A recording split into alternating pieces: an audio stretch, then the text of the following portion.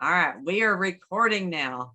And when I remember to record, each Zoom party's on my YouTube channel, The Naomi Butler Show. So you can kind of go back and look at the previous ones. And the last one was talking about change is good. So mark your calendars for the next Zoom party. It is February 16. It's a Wednesday night at 7 p.m. Central Standard Time. And stay at the end of today's party for the after party if you want to. Last time we didn't even think about it the first one, but last time I hit the unrecord button and a few of us just stayed on and had a fun time laughing. So we'll see how that goes. All right. So everything that we talk about at my Zoom parties can apply to any business, no matter what industry. And if you have a pen or a pencil and a piece of paper, we're going to do a communications exercise toward the end of the Zoom party. And you don't have to do that right now. It's up to you. Instead of my 4-hour workshops that I did for years, this is a pivot to still add value for as many as I can with business tips, as well as exhibiting tips and a lot more. And I'm going to try to schedule at least 2 a month, probably not more. It just depends on my show schedule. We're going to kind of keep it around 45 minutes, and I'll give you information to help you help build your business, build your self-confidence, and all of this will help boost your income. I like to take notes myself. That's up to you. And I call it BYOW, bring your own water. So everybody hold up your water. It better not be wine. It better be water. Cheers. Okay. Mary is my co-host and my daughter, and she's going to try to keep a list every time of those that attend each Zoom party. And I told everybody last time, attend at least 6 Zoom parties in 6 months to be entered into the drawing for a print of one of my paintings. And it might end up being an original. And let's see, there's 3 people on here that own an original of mine. Rhonda owns an original, Glenn owns one, and Mary has a few in her house. All right, tonight's business tip is turn challenges and obstacles into opportunities. What they do is they make us rethink. What could I do differently from now on? Or to be more prepared, maybe put back more money, reduce expenses. Sometimes those are not always necessary. And this actually pertains to personal and business. How can I start seeing new opportunities that are right in front of me? What can I learn from this challenge or that negative situation? We need to look for them, be ready for them, always ready for challenges. We need to be proactive, not having to react. From the 34 years of owning and producing my home improvement shows, bridal shows, many different types of consumer and trade shows, I definitely have had multiple challenges along the way. And all of this topic applies to our personal lives as well as business. Sometimes it may just be how we live our life, what we eat, what we do with our day, all of those things. Are you afraid to take risks? Look at the calculated risks, see what you might not see otherwise. Someone might mention or show you a possible opportunity to do something new or different. Be open to it. Research it if you need to. Check it out. Don't just say no. It might open up a new awesome door. I'm doing this very thing with someone next week for my shows, and she was going to try to be on here. And we keep having to make these changes along the way. I have had to make many changes, and it seems like every 5 years or so trends change. And that was no matter what industry we're in. So don't get comfortable. Now, this doesn't mean to not take breaks or vacations, because we all need that me time. Look and observe. And I'm learning from my granddaughter, Olivia, who is 7 years old. She doesn't even know I'm learning from her. She is just the most observant person. Mary can tell you this. Even in play, she'll come up with new and creative ways, and she'll say things and come up with this fun way to use this toy or this, but it's just amazing to watch her. Have you ever known somebody like that? It can be you. I've seen things change, again, many times over the years. having to advertise in a completely different way, really every 5 years, how to change so many things as trends changed. And then guess what? COVID changed things even more.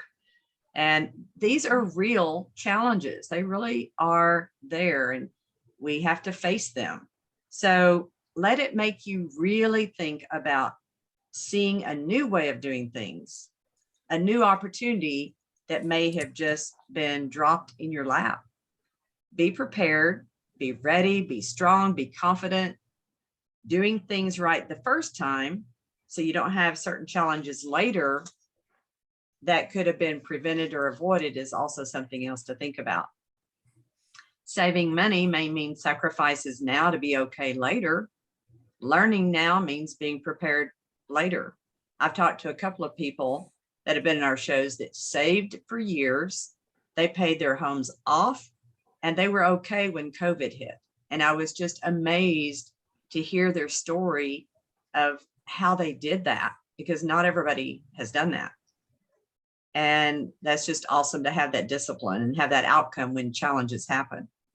All of this is said to get you to be thinking and having a different mindset about challenges and obstacles that come at you. Robert Schuller said, tough times never last, but tough people do. We're going to go into our next exhibiting tip. And I know Cheryl has exhibited in our shows with Richard. Joshua is, I think, in one of those categories. It's on a wait list. Am I right, Joshua? Or I'm not sure. I haven't done one yet. No. Okay. I was thinking, have you done other shows though? I've done some boutique bridal shows and open houses. Okay. All right. Well, all these things can, whether it's for shows or any business, all these things can kind of tie in, but I'm going to talk about lead slips to use at shows. And this is part of what I've talked about in my workshops. And last time we talked about questions to ask to build rapport. And welcome, Bruce. Hi, Bruce. How are you doing? Bruce will be able to hear us in just a minute. Hello, Bruce. Hello. Hi there. How you doing? Good. Is it just you and me? Nope. You've got a few other people, so be careful what you say. I always am careful with what I say. Hi there. We talked a little bit about some other stuff, and we're going to talk about it's an exhibiting tip, how to use lead slips at shows. And you may want to have a giveaway, and having a giveaway helps you to get information, and it needs to fit your business. So if you have a giveaway, let's say you are a florist and you want to give away a restaurant gift card, that's not going to work. That doesn't entice somebody to sign up for your services. So you want to have something that fits your business. And Glenn is an interior designer, and so if he did a show, he might want to have a certain dollar off of a middle package that they're signing up for. So that way it does qualify them for something he's doing. And so think about that. If you're going to have a giveaway, to get the information, it needs to fit your business. Ask your top 3 questions that help qualify them. These are not yes or no questions. This is my rough draft that I used to use at my workshops, okay? And that might be, again, go back to the last Zoom party and you're going to come up with some of the questions, but it might be, what's the most important thing about this, or most important thing you want your photographer to do for you, or your wedding planner, or your remodeling contractor. It just has to fit your business. So whatever your category is, and then why. And those are some things after you ask those top 3 questions. But those need to be where you're asking something that helps them give you answers, not just a yes or no, but they really have to write in the answers. And of course, this top portion is their name, cell phone, email, and maybe best time to call, best way to call, or text. If they say you can text me, then text them. And so this kind of helps you to know when you follow back up with them. One tip I used to give is have an NCR form. Have it to where when they write on this, you give them the original. you keep the copy. This is just one little way of them remembering you out of the mix of all the other companies. And that does really help them, because when they get back with all the cards and literature and they see that, they see something they wrote themselves, and you may even have written something on there for them too, but that really does help them to remember you. And this will help them to answer your phone, to reply to your text, to your email, when you have this in their bag of stuff.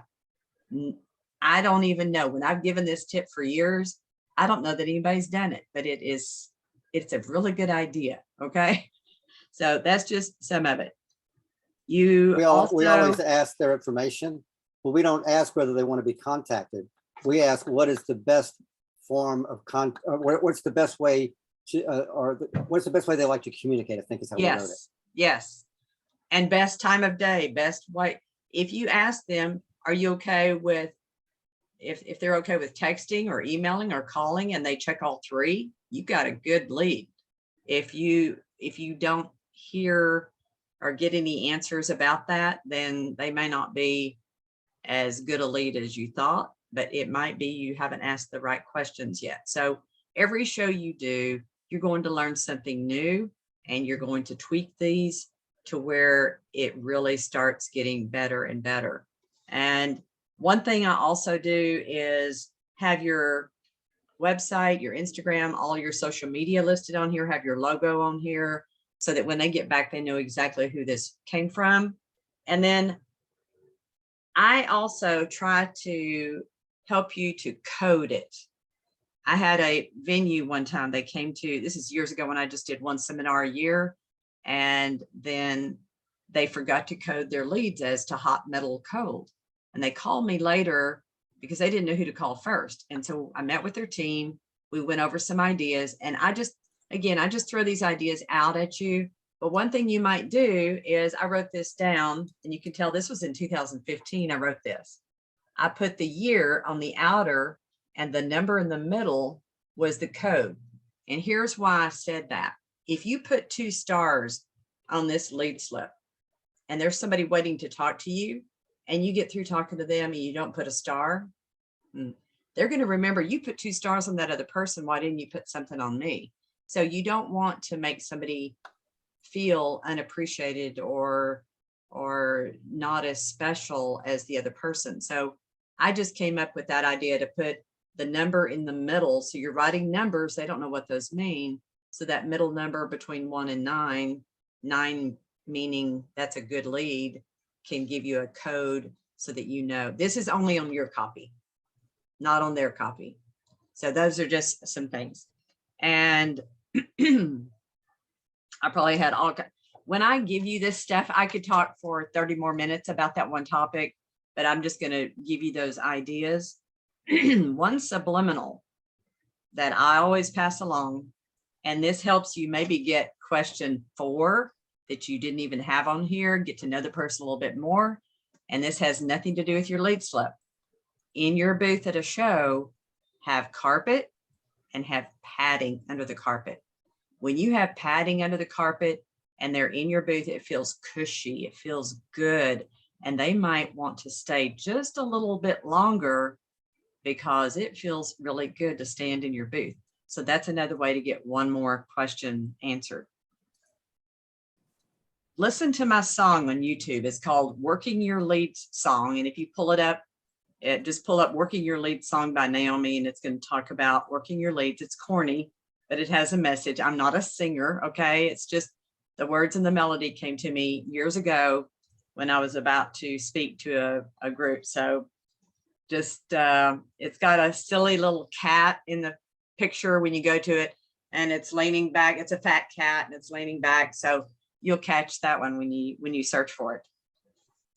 Earning additional income and building your own business using the network marketing model is my next topic. And I don't know if any of you have heard this. Have you heard Steve Harvey on Law of Attraction Live, where he says, pay extra money for a first class seat? Has anybody heard that one? Cool. I'm going to let you know something. Here's what he says. Pay extra money for a first class seat. It conditions your mind. Once you sit in first class one time, you see all the cool things you get, wider seats, free food, all the stuff that you get in first class. And so the next time you get on a plane, it's very difficult to walk past those seats. And then your mind starts thinking about ways to get back to first class. That's what you start attracting into your life. And you start behaving and producing stuff to get back into first class. That's how you move up. He stated, just buy one really expensive outfit. Just see how it feels. It changes your life. It then causes your mind to subconsciously produce thoughts to get another one. And next thing you know, you attract the thing you need to produce the outcome you want. My son paid for me to go to Arizona in a first class seat where I went to see Mary, Nick, and the boys at Christmas, going and coming back. I was in a seat where nobody was right next to me. It was one of those, I think they call it a pod seat. And it was so awesome. I told Brian, he spoiled me. I said, I want this every time. And when I saw the Steve Harvey about buying a first class seat, I was like, this really hits home. And it makes you really think, okay? But in building my Trujivan business, that is one of my goals. I want to be able to have the residual income after building this business for 2 to 5 years so that I can fly first class every time. There are, of course, other things on my list for how I want to have enough money coming in through multiple income streams so that I can help other people. I'm all about helping people. And it's not all about money. It's about being able to have a choice and have choices. The network marketing model is a great way to build a side hustle if you already have a full-time business or a full-time job. Just like any business, it takes years to create a profit.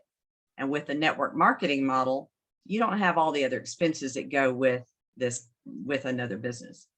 A quote from Walt Disney is, all our dreams can come true if we have the courage to pursue them. I'm a testimonial about the True Energy product from Trujivan that you can hear in my previous Zoom parties, how it changed my life and gave me energy, it gave me back after my body was beaten down with surgery, radiation, and chemo the last 3 years. And then the True Rest helps for good sleep. The True Relief helps with discomforts that I even had to deal with the last few days, and it helped me a lot. And then I also mentioned the True Emf Defense product, which we put on our cell phones and our other devices, which helps fortify our body's natural resistance to the harmful effects of EMFs. You're going to start hearing more and more about 5G and EMF if you haven't already. All of these have no drugs, no chemicals. They have to do with the energy frequencies in our bodies, all holistic, anti-aging. And so you have to think about, what does good health look to you? What does feeling better, having more energy and sleep mean to you? If you have questions about my new business, Trujivan, or the products, just let me know. Trujivan means live your best life, which is something that Glen even uses in his wording. So we'll get to that. All right. So our special guest speaker is Glen Boudreaux. And Glen and I, and actually, Mary, if you can let Cheryl in. I am. It still says joining. Okay.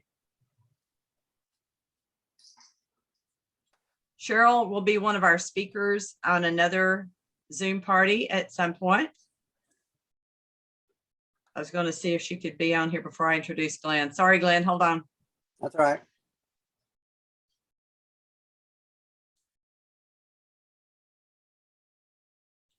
And Zakia is coming on board. Hello, Zakia. Okay, well, I'm going to go ahead and go on, okay? Our special guest speaker is Glen Boudreaux. And we go back, way back, 34 years when we were 12, when Glen had the interior design stage at my home improvement show. from 1990 until I sold it in 98. He is a registered interior designer, a college professor. He is a certified Canfield trainer with the Jack Canfield Program about maximizing your potential, and a transformational trainer and coach. Glen is also writing a book to help people redesign their lives and their businesses to live their best life for the rest of their lives. The book will be, it's called Redesign Your Life, Redesign Your Business. And Glen's going to be talking tonight about 100% responsibility. So Glen, my great friend Glen, he even saw the billboard outside Market Hall this last weekend. And he called me, he said, "Are you at the show?" And I said, "Yeah." So he stopped by and said hi. And we worked it out. Since Marla had to cancel, Glen was able to come on board and speak tonight. So thank you so much, Glen. Take it You're away. welcome. Well, I'm a Canfield trainer, like she said, and it's one of those things that, you know, when you can help people and you see that light bulb come on and you know that you've helped somebody for the rest of their life, that's just golden to me. And my whole passion over the years, even more than interior design, is teaching. So I've been a college professor. I'm actually chair of the interior design department right now at the college. But the thing that that I think a lot of times when we think of sales and we think of, you know, business and whatever, there's something that, you know, there's an equation that well, let me tell you something else before I go to that. One of the clients that I've had over the years, she's been, I call her my business mentor, because her son, when her son was in 2nd grade, her husband left her and said, "You'll never amount to anything," and he walks out the door. Well, you don't tell that till a 5-foot Southern blonde woman from Southern Alabama. And when she retired, she was one of the 3 founding partners of Page Martin, vice president. And that was company number 6 that she started. So one of the things that she says, you know, she says, as human beings, we're all made to be of service. And I think that's so true. And when we think of that as being of service, then we also take the golden rule, which is totally wrong. The golden rule says treat others the way you want to be treated. Well, why do you guys want to be treated the same way I want to be treated? The golden rule should say treat others the way they want to be treated. And that's true customer service. But we have to get to know them to be able to treat them the way they want to be treated, which creates relationships. And relationships is what business is all about. And so when we take that and we take that into, you know, in a business and working with employees and all that kind of thing, is that we have to be able to inspire the people around us. And to be able to do that, it's another, I call them franisms, because, and I keep threatening her to write a book about her and her franisms. But one of the things that she said is that she asked me, she says, because at that time I had about 8 employees, and she said, "Honey, let me tell you something. Do you know how to train employees?" I said, "No, but I'm sure you're going to tell me." And she goes, "We train employees like you train puppies. You always compliment the good and never complain about that bad, because people will go to the ends of the earth to be complimented and appreciated." So, but when you do that, you have to also hold people accountable. And so when you look at holding people accountable, there's an equation called E plus R equals O. But it's not only for employees, but it's for us as well. And E plus R equals O. E is the event. It happened. You can't change it. But it's your response to the event that will determine your outcome. And so, but here's the kicker to all of this. Our response is totally our choice. We get to choose how we respond. And our choice is where our power is. So when we let someone else make the choice for us, we're giving our power to them. And so, but here's another kicker to that is that your response makes you 100% responsible for the outcomes that you have. So we can blame, you know, the economy. We can blame, oh, that's not a good show. We can blame, oh, that client doesn't know, you know, what they want, or whatever it is. We can blame the economy. We can blame COVID, all that stuff. But what is your response going to be to the event of COVID? What is your response going to be to change something, to be flexible? Because we have to be flexible from now on. And we always have to find what's the better way of doing things. When we stop learning and stop trying to change and be flexible, is when we start becoming irrelevant. I tell that to my students all the time. When you stop learning is when you start becoming irrelevant. So take the responsibility and make the choice to get what you do want, to get the outcome you want, rather than what you don't want, because it all depends on your response. Naomi was talking about, when you're at a show and getting people to fill out the forms. Well, if you can't get people to fill out the form, maybe you're asking them in the wrong way or ask differently. Or, you might want to, rather than, do you want to fill this out for a prize or whatever? We all have to understand how we operate and what we do, because I'm also a values coach with the Barrett Value Center. And with the Barrett Value Center, one of the best things that I've heard is that our values are what unite us, our values are what unites us, but our beliefs are what divide us. And so when we look at, values in your industry, most of the time people are going to have the same values as you. And so how are you approaching people? It might be from your values, but how do you approach them? And the best thing, like I said, one of the best things to do is to be of service. Because think about people today, and well, even in history, people don't want to be sold. People want to buy. And if they feel that you're trying to sell them, they will not buy. And so people buy people first. They buy us first before they buy our products. So if we can be of the mindset of, and I was on a meeting just before this, and one of the things, and I'll tell you that in a second, but our mindset of being of service will determine how we approach whatever task it is, whatever client it is, or whatever. And one of the things they were talking about, it came from Parkinson's law, which says work expands to the time allowed for it. But what all that came about was that,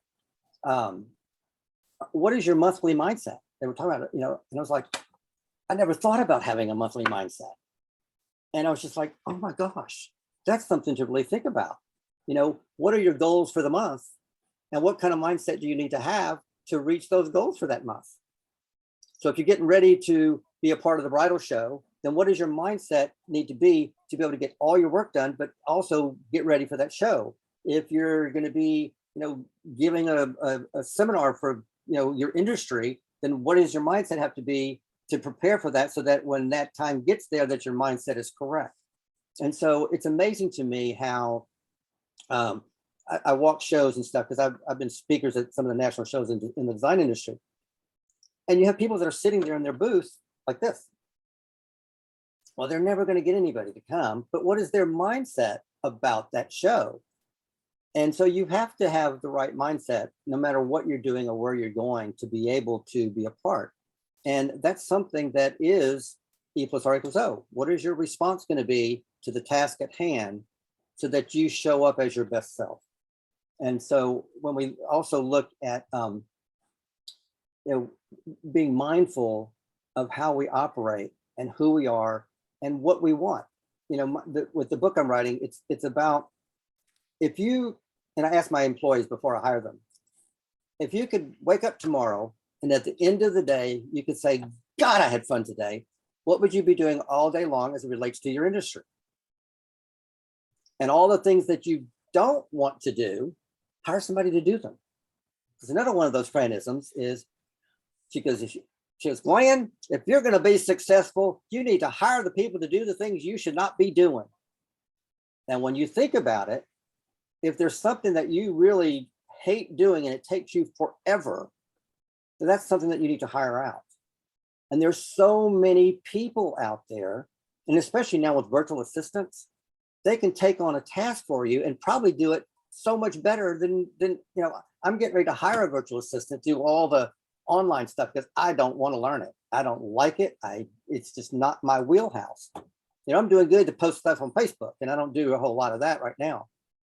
But at the same time, I have these younger students and people that within our industry was like, I don't see you on Instagram or whatever. It's just because I'm not on Instagram.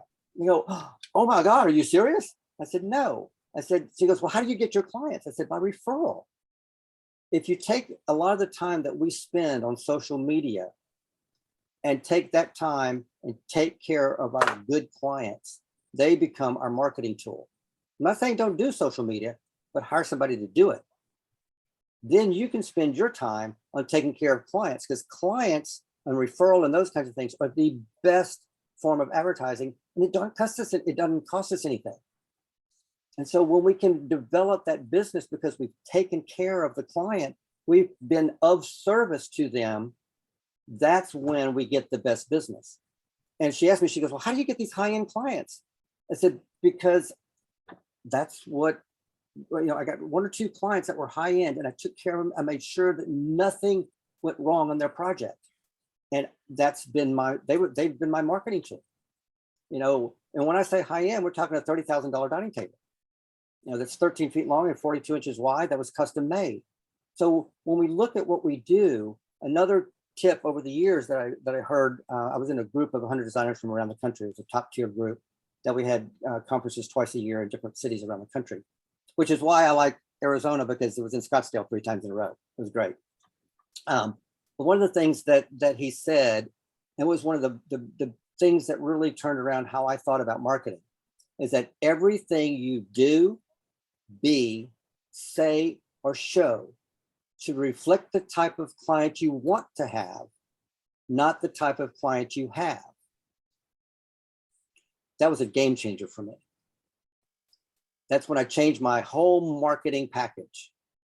I got business cards that were double the thickness of a regular card. We changed the colors to be kind of a teal. Let's see if I got one in my pocket. And I never go anywhere without business cards in my pocket, ever, no matter what I do.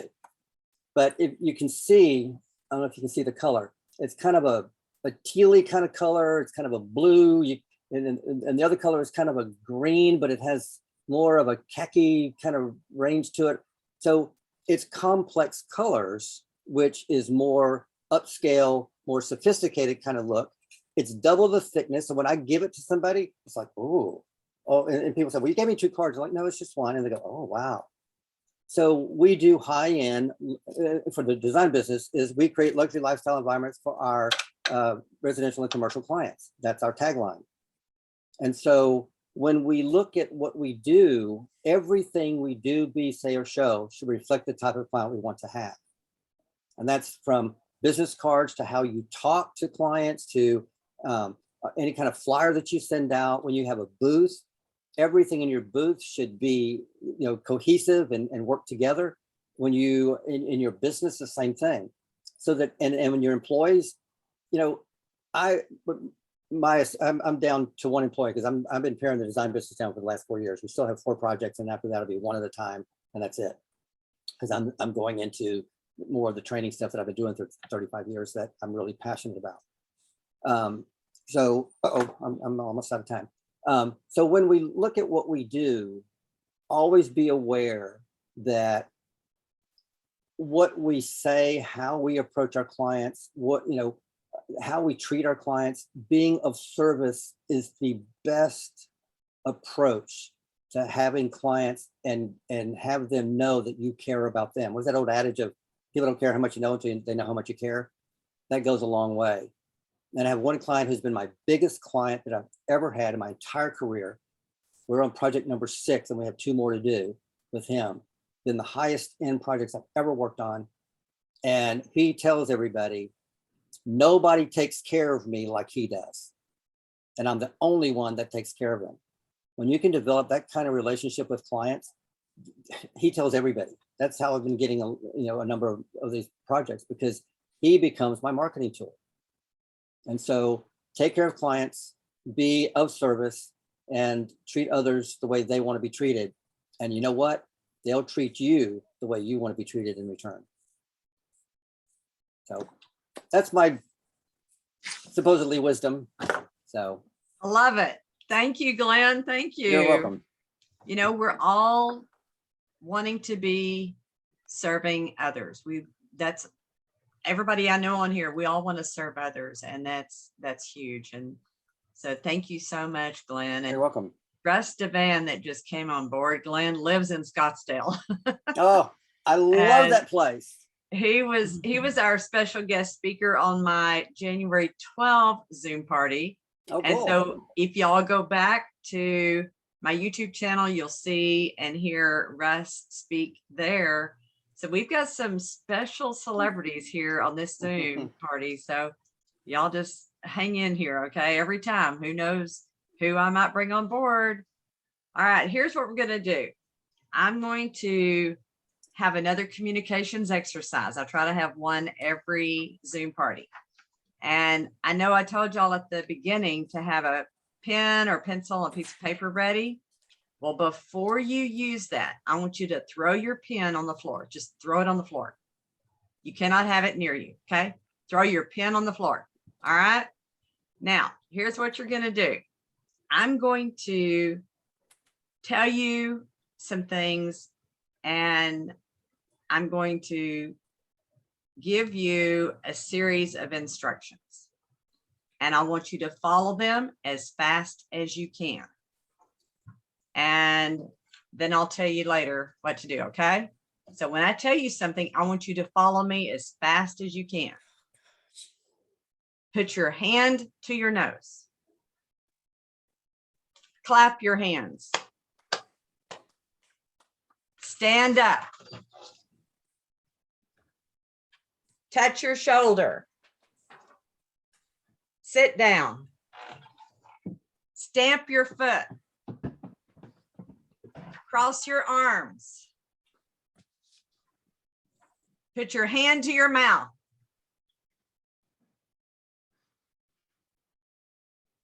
Oh my gosh, y'all are so awesome. So many, I mean, the ones that I could see, all of y'all did it right. Even though I put my hand to my nose, I said, put your hand to your mouth. So y'all are all awesome listeners, okay?